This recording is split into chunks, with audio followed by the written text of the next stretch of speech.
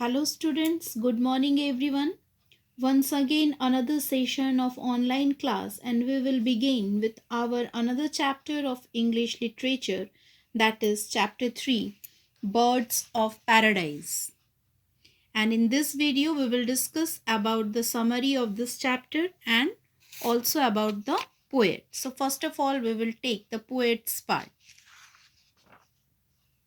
The picture what you observed here, this picture is related to Christina Rossetti. Christina Rossetti is regarded as one of the most important female writers of the 19th century. She was an English poet known for romantic, devotional, and children's poems. She is famous for the poem Remember in an artist's studio and the words of the Christmas Carol in the bleak midwinter.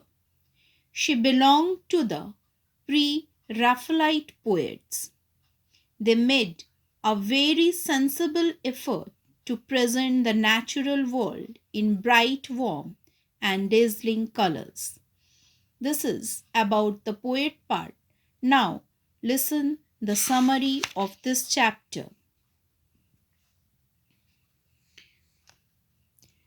The poet come across spectacular birds that have golden and silver wings.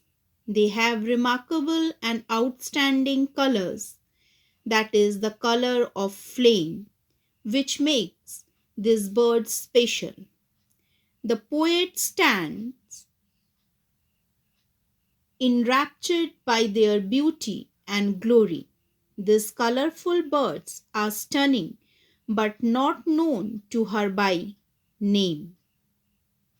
The poet believes that these rare birds sing their own songs in their own tongue, which cannot break by her.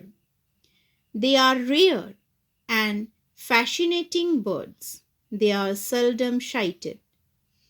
Thus, one gets the feeling that these birds are from heaven, visiting the earth for a brief while. The poet remembers one such occasion when she saw these birds calling to one another and answering each other's call. They wheeled past her head, high above her reach. It seemed as if they were on flame, and the movement produced a rhythm clang, which the poet believes is the rhythmic flow of the songs of the bird, with strong and strident calls. The rhythmic clang is also created by the movement of their wings. This sound can vary from a tinkling sound to a metallic sound of a cymbals. The birds in flight create music with the organized movement of their wings too. She goes on further naming these special birds as birds of paradise. As these birds are without a nest on earth, this is parallel drawn between the earthly pain and the delights of heaven or paradise.